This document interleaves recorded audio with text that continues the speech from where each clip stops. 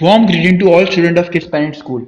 Dear student, we are all well aware of ongoing coronavirus pandemic and the series of lockdown declared by government to keep us well protected. The lockdown has resulted in the shutdown of all educational institutes and hence the management of Kids Parent School has decided to bring about the series of online lectures for various subjects on its YouTube channel to help with academic progress of its students.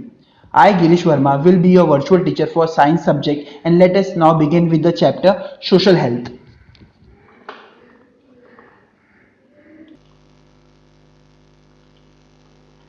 Social health. In this, we will study first social health, stress management factors endangering the social health. Elders always instruct you to get out of home to interact with relatives and others and play outdoor game, but not to spend the time continuously with the television and phone. हमें हमेशा अपने बड़े बोलते हैं कि हमें बाहर जाके खेलना चाहिए और अपने रिलेटिव से इंटरेक्ट करना चाहिए, ना कि घर कंटिन्यूसली फोन और मोबाइल फोन और इंटरनेट पे गेम्स खेलना चाहिए हमें. सारे बच्चों की सेम प्रॉब्लम है, सब बच्चों को घर पे यही बोला जाता है. हाँ, टेक्नोलॉजी हमारे लाइफस्टाइल को बहुत हद तक चेंज कर दिया है. हर आदमी अपने वर्कलोड और रूटीन से बहुत बिजी है. मगर साइंटिफिकली ये सही है क्या? हमें बस अपने यही सब चीजों से बिजी होना चाहिए क्या? हमारी कुछ रिस्पॉन्सिबिलिटी अपने बच्चों, अपने फैमिली में डिस्कशन या उनसे बात करने में नहीं होती है? पहले हम लोग फिजिकल हेल्थ, क्लीनलीनेस और स्टेइंग होम के बारे में ऑलरेडी पढ़ चुके हैं. बस यही हेल्थ नहीं होता है, इसके अलावा भी कुछ चीजें होती हैं, जैसे कि हमारा रिलेशनशिप दूसरों के साथ, हमारी फैमिलीज के साथ, हमारे फ्रेंड्स के साथ, जो डिस्क्राइब करते हैं हमारा मेंटल स्टेटस, जो हमें खुश रखते हैं, हमारे प्रॉब्लम्स को शेयर करना दूसरों के साथ. इससे हमारा स्ट्रेस लेवल दूर होता है. ये भी इस टाइप के हम लोग क्या बोलते हैं? सोशल हेल्थ बोलते हैं. आप लोगों ने देखा रहेगा कि कुछ बच्चे, अगर हम एक पर्टिकुलर क्लासरूम को डिवाइड करें 3 हिस्सों में, पहला वाला हाईली इंटरेक्टिव, दूसरा वाला ओकेशनली इंटरेक्टिव, तीसरा वाला नॉन इंटरेक्टिव. अब हाईली इंटरेक्टिव मतलब क्या होगा? जो बच्चे कंटिन्यूसली अपने टीचर से इंटरेक्ट करते होंगे, उनके स्टडीज में जो प्रॉब्लम आती रहेगी वो अपने टीचर से पूछते रहेंगे, वो अपने पेरेंट्स से कम्युनिकेट करते रहेंगे, आपस में बच्चों में कम्युनिकेट करते रहेंगे. ओकेशनली इंटरेक्टिव मतलब जिनको स्पेसिफिकली काम रहेगा तभी इंटरेक्ट करते हैं. और नॉन इंटरेक्टिव मतलब जो इंटरेक्ट ही नहीं करते. अब जो हाईली और ओकेशनली है वो थोड़े से अपने प्रॉब्लम्स को सॉर्ट आउट कर लेते हैं, मगर जो नॉन इंटरेक्टिव वो अपनी प्रॉब्लम्स अपने अंदर ही रखते हैं. इससे हमारी सोशल हेल्थ को डिस्टर्बेंस होता है.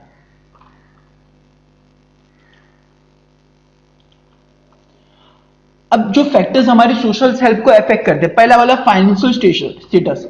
अब फाइनेंशियल स्टेट अगर किसी की अच्छी रहेगी तो पहला वाला उन बच्चों को महंगे मोबाइल मिलेंगे, महंगे पीसी महंगे कंप्यूटर्स मिलेंगे. तो मतलब बेसिकली वो लोग अपनी फैमिली से कम इंटरेक्ट करेंगे, मोबाइल फोन से ज्यादा इंटरेक्ट करेंगे. ये उनका नेगेटिव पॉइंट हो गया. अगर कुछ बच्चों की फाइनेंशियल कंडीशन अच्छी रहेगी तो एक पॉजिटिव पॉइंट भी है कि उनके पेरेंट्स उनको एक्स्ट्रा करिकुलर एक्टिविटीज में पार्टिसिपेट करने बोलेंगे. जैसे कि किसी बच्चे को क्रिकेट खेलना पसंद है तो उनको किसी क्लब में ज्वाइन करवा देंगे, इनको डांसिंग में सपोर्ट करेंगे. ये सब भी है. नेक्स्ट है गार्डन. अगर हमारे आजू बाजू अच्छा गार्डन रहेगा, अगर जैसे हमारे लोकेलिटी में अच्छा गार्डन, तो इससे हमारी सोशल हेल्थ को बहुत बूस्ट मिलेगा. हम उसमें खेल सकते हैं, हम उसमें एक्सरसाइज कर सकते हैं, बहुत सारी चीजें. Social and physical condition of surrounding, हमारा इलाके का वातावरण कैसा है, लोग कैसे हैं, वहां पे झगड़ा तो नहीं होता है. तो इससे हमारा अगर झगड़ा रहता हो तो हमारे सोशल हेल्थ को बहुत प्रॉब्लम पड़ेगी. सोशल एनवायरमेंट ऑफ सडिंग, इसमें भी बेसिकली सोशल एनवायरमेंट कंडीशन के ऊपर रिलेट किया गया. रेसिडेंशियल एरियाज, जिस एरियाज में डेवलपमेंट, रेसिडेंशियल एरियाज मतलब कुछ रेसिडेंशियल एरिया जो है वो इंडस्ट्रियल से दूर होना चाहिए, एक एरिया होना चाहिए, इसका माहौल अच्छा होना चाहिए. फिर नेक्स्ट वाटर सप्लाई, अच्छी वाटर सप्लाई होना चाहिए. नेक्स्ट वन टॉयलेट्स, हर घर में प्रॉपर टॉयलेट फैसिलिटी होना चाहिए. और उसके बाद है पॉलिटिकल कंडीशंस.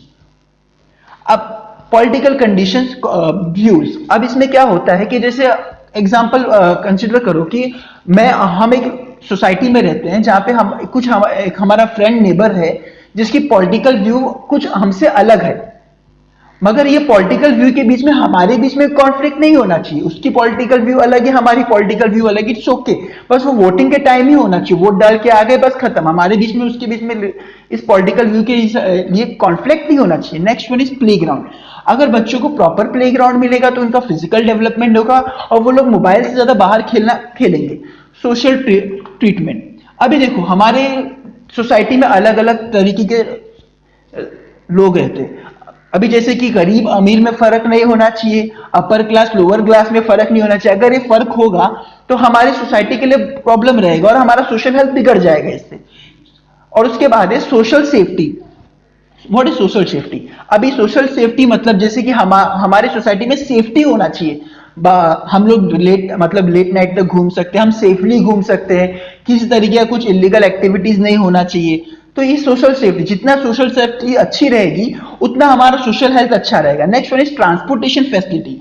जितना अच्छा ट्रांसपोर्टेशन फैसिलिटी रहेगा उतना अच्छा सोशल हेल्थ के लिए रहेगा। जैसे गवर्नमेंट बसेस रहेंगी, ट्रेन्स रहेगा, लोकल ट्रेन्स रहेगा, रिक्शा, ऑटो रिक्शा। उसके बाद जो एजुकेशन एंड जॉब अपॉर्चुनिटीज, अगर हमको अगर अच्छा एजुकेशन मिलेगा, हमारे एरिया में अगर अच्छा एजुकेशन मिलेगा तो इसलिए हमारा सोशल डेवलपमेंट होगा। और जॉब फैसिलिटी अगर अच्छी रहेगी तो लोगों को काम मिल जाएगा, और जितना काम मिलेगा उतना उनका दिमाग और अच्छा चलेगा। और जॉब्स रहेगी तो उनको नेगेटिव नेगेटिव वे पे भी नहीं जा सकते, गलत रास्ते पे भी नहीं जा सकते। और बेसिक नीड्स सबकी पूरी होनी चाहिए, food, shelter, medicine. Next one is education. अब ये एजुकेशन जो है, ये मतलब हमें सोसाइटी में अवेयरनेस होना चाहिए कि हमें किसी की तरह हेट्रेट्स नहीं होना चाहिए, किसी की तरफ हमें गुस्सा नहीं होना चाहिए, किसी कम्युनिटी के खिलाफ गुस्सा नहीं होना चाहिए। अगर हमें किसी रिवेंज लेना है, किसी ने हमारे साथ कुछ गलत भी किया है तो हम उसके से रिवेंज नहीं लेना चाहिए। हमें हमें क्योंकि रिवेंज की वजह से सोशल हेल्थ बिगड़ जाता है। तो ये एजुकेशन बेसिकली जो है, हमें अवेयरनेस होना चाहिए सोसाइटी में, गलत क्या है और सही क्या है।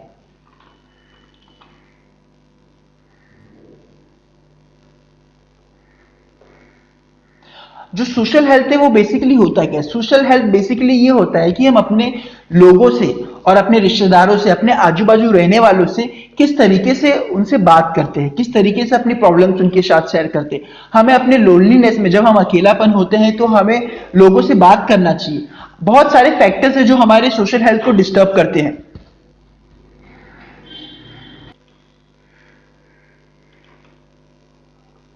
Factors disturbing the social health, पहला वाला है मेंटल स्ट्रेस। अभी हमने बेसिकली देखा रहेगा कि आज के टाइम पे पॉपुलेशन बहुत बढ़ रही है, तो अपॉर्चुनिटीज भी में भी कंपटीशन हो रहा है, कंपटीशन बहुत हो रहा है। एजुकेशन में कंपटीशन, बच्चों को फर्स्ट रैंक सेकंड रैंक लाने का कंपटीशन, एम्प्लॉयमेंट का, उसके बाद नौकरी मिलने का कंपटीशन, बिजनेस में कंपटीशन की हमारे कॉम्पिटिटर और हमारे बीच में लो कॉस्ट, ये सब बेसिकली कंपटीशन बहुत हो रहा है। तो ये कंपटीशन की वजह से मेंटल स्ट्रेस बहुत बढ़ जा रहा है। और बच्चे जो है वो अकेलापन उनको महसूस हो रहा है, लोनलीनेस महसूस हो रहा है, मेंटल स्ट्रेस हो रहा है। क्यों? अब मेंटल स्ट्रेस बच्चों का रीजन क्या है? पहली चीज तो उनका न्यूक्लियर फैमिली। अभी मुंबई जैसे सिटी में लोग न्यूक्लियर फैमिली मतलब बच्चे, पेरेंट्स और बच्चे, दादा दादी, मतलब बेसिकली उनकी फैमिली बड़ी नहीं है। अब जो इसके वजह से क्या हो रहा है कि डैड और मॉम दोनों वर्किंग रहते हैं, तो बच्चा अकेला फील करता है घर पे। तो बच्चा अकेला फील करने की वजह से उसको लोनलीनेस होता है, इसकी वजह से उसका स्ट्रेस डेवलप हो जाता है। पहले के टाइम पे क्या होता था, बच्चे के पास दादा दादी होते थे तो इनसे वो डिस्कस करते थे, इनसे वो बात करते थे, तो उनको लोनलीनेस फील नहीं होता था। और एक और चीज है, बॉयज को बहुत ज्यादा फ्रीडम मिल जाती है, इसके वजह से वो लोग शायद फ्रीडम का मिसयूज करते रहेंगे। अभी आप लोगों ने बहुत सारे एडवर्टाइजमेंट देखा रहेगा। हमें डिस्क्रिमिनेशन अवॉइड करना चाहिए गर्ल्स और बॉयज के लिए, बेटी बचाओ बेटी पढ़ाओ आंदोलन, ये सब आप लोग ने बहुत सारा चीज देखा रहेगा। आप लोग ने देखा रहेगा कि सोसाइटी में गर्ल्स को अलग तरीके से ट्रीट किया, जैसे कि घर का पूरा काम लड़की करेगी। उसके बाद नेक्स्ट चीज है कि बच्चों को आप लोग उनको इंग्लिश मीडियम में पढ़ना है, मगर लड़के को इंग्लिश मीडियम में पढ़ा रहे हैं, लड़की को हिंदी मीडियम में, तो ये उनके बीच में डिस्क्रिमिनेट होता है। और उसके बाद कुछ टीनेज गर्ल्स को मोलेस्टेशन और ये सब चीजें भी फेस करना पड़ता है। और ऑफिस में कहीं की जगह देखे रहोगे आप, जेंडर इक्वलिटी रहती, गर्ल्स को डोमिनेट किया जाता है, बॉयज को ज्यादा बढ़ावा दिया जाता है। अभी आज के टाइम में आपने देखा रहेगा कि stress due to increasing disorder, अभी आज के टाइम पे देखा रहेगा बहुत सारे स्ट्रेस बढ़ चुके हैं, क्योंकि वायलेंस की वजह से क्राइम्स बढ़ रहे हैं। इसके वजह से लोग क्या कर रहे हैं, फास्ट तरीका निकाल रहे हैं पैसा कमाने के। फास्ट तरीका निकालने के कारण वो लोग किसी को फ्रॉड करते हैं, किसी को फंसा देते हैं। तो इसके वजह से ये भी सोसाइटी के ऊपर बहुत गलत चीज जा रही है, बहुत सोशल हेल्थ के लिए बहुत गलत चीज है ये।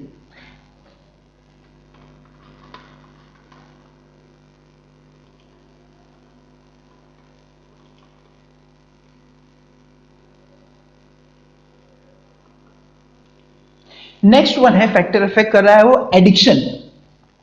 अब आप लोगों ने नोटिस किया रहेगा जो बच्चे हैं वो अपनी उम्र के लोगों से ज्यादा सीखते हैं ना कि पेरेंट्स और टीचर से।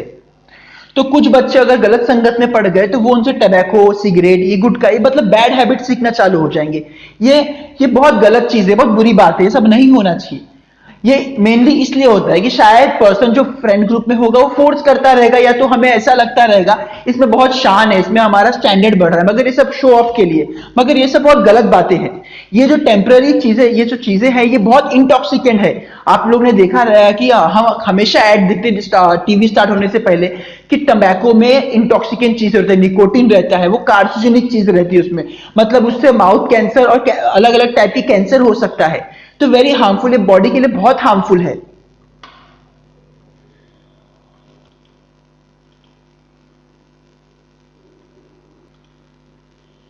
इनक्योरेबल डिजीज, कुछ लोगों को इनक्योरेबल डिजीज लगता है, जैसे कि एड्स, टीबी, लिप्रेसी, मेंटल डिसऑर्डर। तो हम लोग को कम जानकारी की वजह से हम उनको दूर अवॉइड करते या उनको ऐसा बिहेव करते कि वो कुछ मतलब उनसे गलत व्यवहार करते।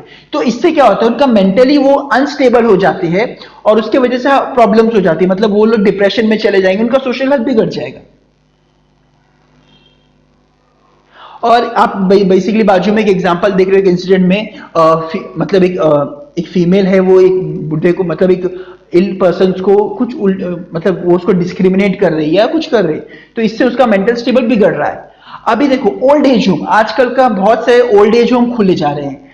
अभी बेसिकली वर्किंग, अभी इस मॉडर्न टाइम में आप लोगों ने देखा रहेगा कि बच्चों को अपने पेरेंट्स को संभालने के लिए टाइम नहीं है, उनको ध्यान देने के लिए टाइम नहीं, वो उनके साथ अच्छे से व्यवहार नहीं करते। मगर जब यही लोग जब बच्चे थे तो इनके पेरेंट्स इनको एकदम अच्छे से केयर करते थे। मतलब ये लोग अब क्या करते हैं कि अपने पेरेंट्स को ओल्ड एज होम भेजते, मगर ये बहुत ही गलत चीज है। इस एज में उनको अपने बच्चों का सपोर्ट चाहिए, ना कि किसी ओल्ड एज होम का। इससे इनसे उनकी मेंटल स्टेबिलिटी बिगड़ जाती है। उन्होंने अपनी पूरी लाइफ अपने बच्चों पे दिया और एट लास्ट बच्चों ने आके उनके साथ ऐसा किया, तो उनकी पूरी मेंटल स्टेबिलिटी बिगड़ जाती है, उनका सोशल हेल्थ में बहुत प्रॉब्लम्स आ जाती है।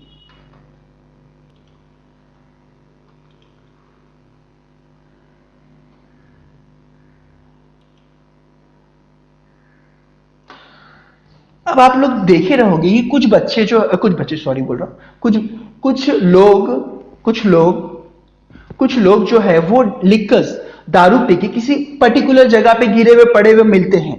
मगर ये एक बात बताइए, क्या ये एक अच्छे ह्यूमन बीइंग की आदत है? क्या हमारे सोसाइटी में ये सही चीज है? नहीं, ये बिल्कुल भी सही चीज नहीं है, एकदम गलत चीज है। अभी आप लोगों ने कितने न्यूज देखे रहोगे कि उनमें क्या बताता है कि कुछ पॉइजनस पॉइजनस दारू पी के कुछ बच्चों, मतलब कुछ लोगों की मौत हो चुकी है, कुछ लोगों की मौत हो चुकी है। अब ये पॉइजनस लिक्विड होता क्या है, पॉइजनस लिक्कर होता क्या है? अभी देखो क्या होता है कि लिक्कर जो बनता है फर्मेंटेशन से बनता है। अगर ये फर्मेंटेशन प्रॉपर वे में नहीं रहेगा तो उसमें पॉइजनस चीजें आ जाएंगी, और पॉइजनस चीज आने की वजह से वो लोग की डेथ होना चालू हो जाती है। अब देखो ये जो लिक्कर है ये डायरेक्टली सेंट्रल नर्वस सिस्टम पे इफेक्ट करता है, तो इससे इंसान की सोचने की ताकत कम हो जाती है और वो नॉर्मल बिहेव नहीं करता है, वो इरेगुलर बिहेव करता है, और इससे उसके मेंटल, सोशल और फैमिली में बहुत प्रॉब्लम आती है और फिजिकल इलनेस भी हो सकती है। आप लोगों ने देखा रहेगा कि अगर एडल्ट पी के अपने घर पे लिक्वर में अपने घर पे आ रहा है तो उसकी फैमिली में कितना स्ट्रेस होता है, तो ये बहुत नेगेटिव इंपैक्ट होता है उसकी फैमिली पे।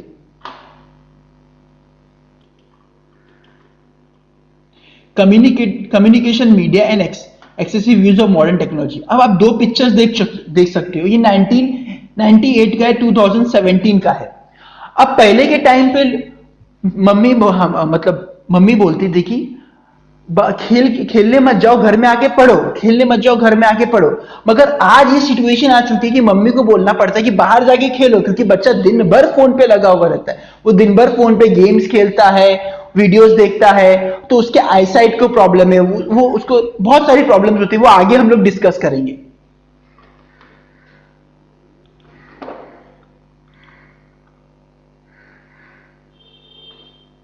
अगर हम लोग अपना बच्चों का हमारे बच्चे जो हैं उनको अगर 24 आवर हम अगर उनका जो 24 आवर हम स्प्लिट करेंगे, हम देखेंगे कि वो अननेसेसरी मॉडर्न टेक्नोलॉजी को यूज कर रहे हैं। जैसे कि वो लोग अनवांटेडली फोन यूज कर रहे हैं दिन भर, जो काम भी नहीं है फोन का तो भी वो लोग यूज कर रहे हैं, और 4-5 घंटे 2-3 घंटे लेके वो लोग बैठे। अब इससे बेसिकली प्रॉब्लम क्या होती है? पहला प्रॉब्लम आता है टायर्डनेस। टायर्डनेस मतलब उनको थकान जैसा लगता है। हेडेक, हेडेक मतलब उनका सर दुखता है। इंसोमिया, अब इससे इंसोमिया में वो कुछ लोगों को आप लोग देखते रहो कि वो रात के 1:30 बजे तक सेलफोन में लगे पड़े थे, तो मतलब इनसे उनकी नींद कम हो जा रही है। फॉरगेटफुलनेस, भूलना।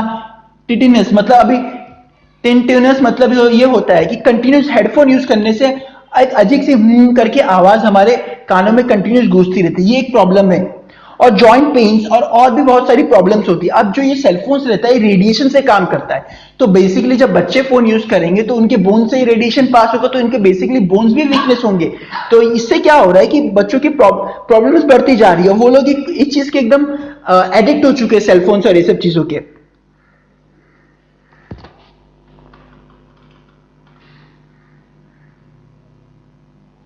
अब आप लोग ने देखा रहेगा बच्चों जो कार्टून कैरेक्टर देखते हैं कार्टून चैनल्स पे, वो लोग उस कार्टून के जैसा बिहेव करना चालू कर देते हैं।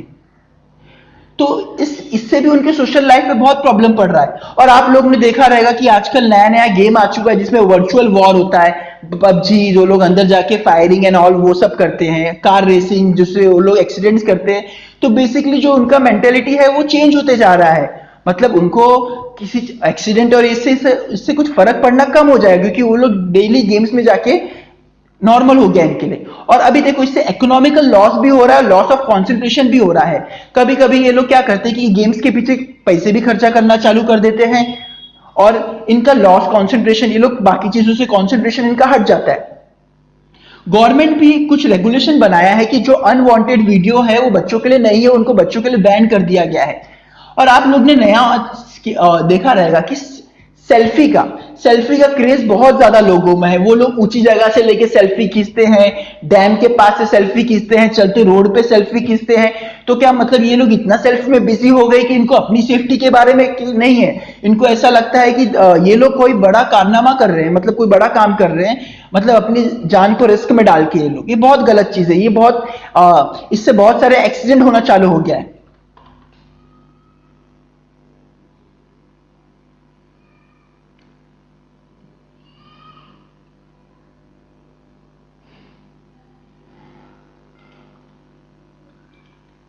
कुछ लोग वीडियो क्लिप बनाते हैं, अनवांटेड वीडियो क्लिप बनाते हैं, जिससे सोसाइटी में बहुत गलत मैसेज जाता है। इससे सोशल हेल्थ जो है बिगड़ जाता है। और हमें जो टेक्नोलॉजी है वो कंस्ट्रक्टिव वे के लिए यूज होना चाहिए, ना कि डिस्ट्रक्टिव चीजों के लिए यूज होना चाहिए। हमें इसका अच्छे से अच्छा यूज करना चाहिए, गलत चीजों में इसका यूज नहीं करना चाहिए। अब साइबर क्राइम के बारे में हम सबने सुना रहेगा। साइबर क्राइम, अब ये जो एक नए तरीके का क्राइम है, इसमें क्या होता है, अब आप लोगों ने बहुत बार देखे रहोगे कि बैंक से हमें मैसेज आता है कि आप अपना Aadhaar number, credit card number, pin number, CCV number किसी और को ना बताएं। अभी आजकल नया टाइप का रॉबरी चल रही है। इसमें क्या होता है कि वो लोग आपका फोन करेंगे, आपको और आपको बोलेंगे कि आपने ये लॉटरी जीता है, आपको इसको पाने के लिए आपको अपना क्रेडिट कार्ड नंबर बताना पड़ेगा, अकाउंट नंबर बताना पड़ेगा, पिन बताना पड़ेगा, एक ओटीपी आएगा वो बताना पड़ेगा। और ये लोग आपके साथ फ्रॉड कर रहे हैं, लोग कहीं और आपके नाम से शॉपिंग कर देंगे, आपके अकाउंट से पैसे डिडक्ट हो जाएगा और इससे लॉस आपका ही हो जाएगा। ये बेसिकली एक टाइप की रॉबरी है, मगर ये टेक्नोलॉजी यूज करके ये लोग रॉबरी कर रहे हैं। और आप लोग ने बहुत सारी चीजें बहुत बार देखा रहा है कि गवर्नमेंट वेबसाइट्स को हैक करके उनका डेटा ले लिया जाता है और उसको मिसयूज किया जाता है। इसको बोलते हैं हैकिंग। और now days the crime also is increasing. अब आज की डेट में आप लोग ने देखा रहेगा कि फेक अकाउंट बनते हैं, fake Facebook account, fake WhatsApp account. ये क्या करते हैं, ये सोसाइटी में गलत गलत मैसेज फॉरवर्ड करते हैं, गलत गलत चीजें फॉरवर्ड करते हैं। इससे बहुत डिस्टेबिलिटी होता है सोसाइटी में। आप लोग ने एक और चीज देखा रहेगा कि इलीगल सॉफ्टवेयर आता है, फोटोज आता है, वीडियोस एडिटिंग सॉफ्टवेयर आता है। ये सब जो सॉफ्टवेयर है वो इलीगल है।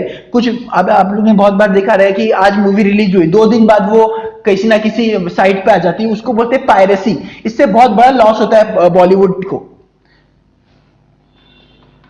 और बॉलीवुड इंडस्ट्री में बहुत बहुत लोगों का घर चलता है बॉलीवुड इंडस्ट्री से, तो इसको लॉस होना मतलब बेसिकली उनको भी कहीं ना किसी हद तक लॉस होता ही होगा।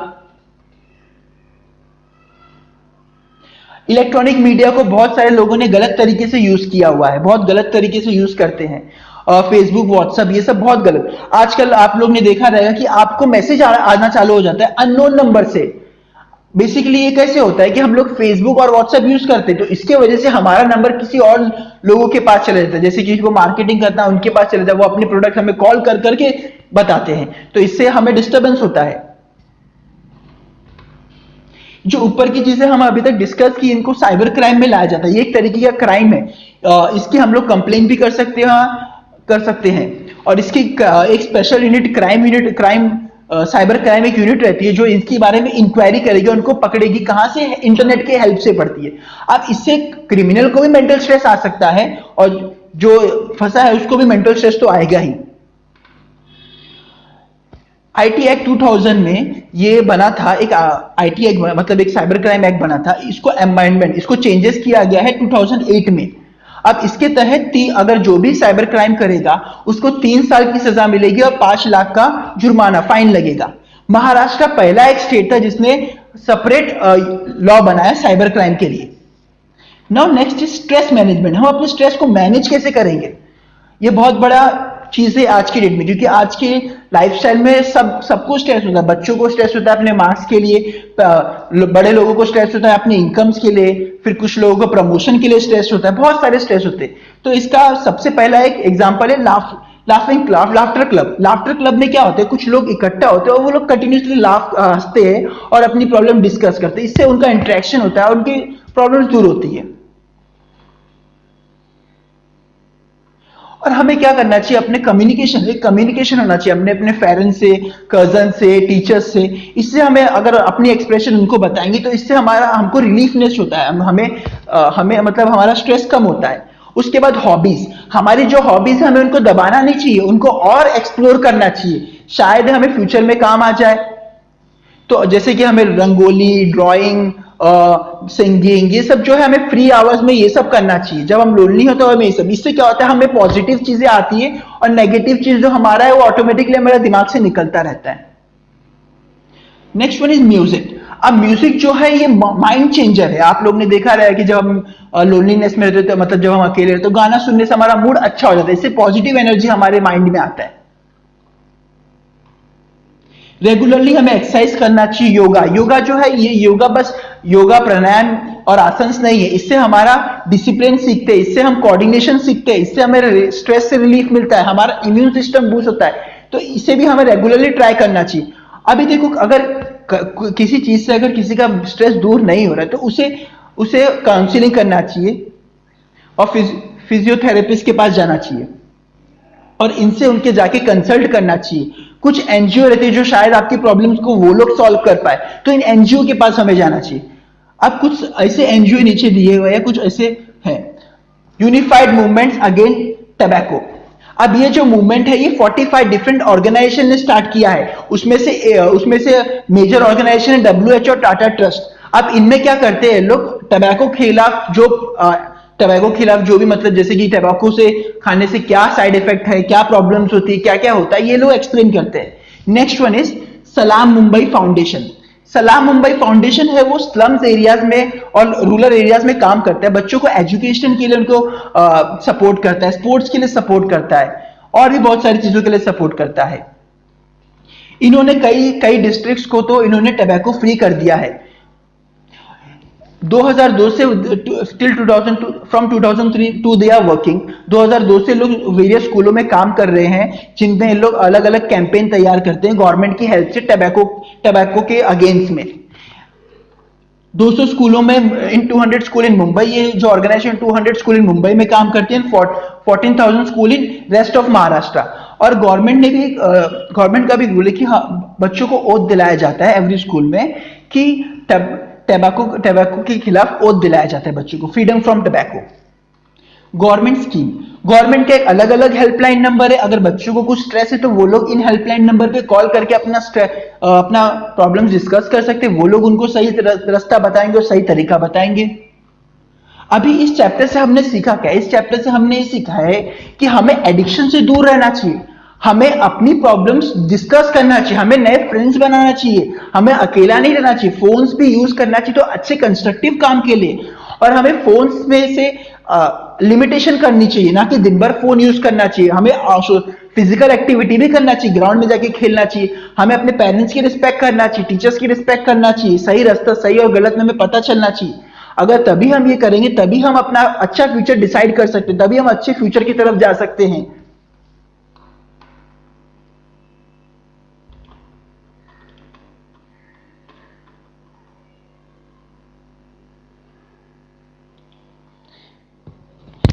If you have any doubts or queries, contact us on 96197 Your doubts will be personally solved by our IT department. Thank you for watching this video. Stay home, stay safe. And don't forget to like this video and subscribe our channel.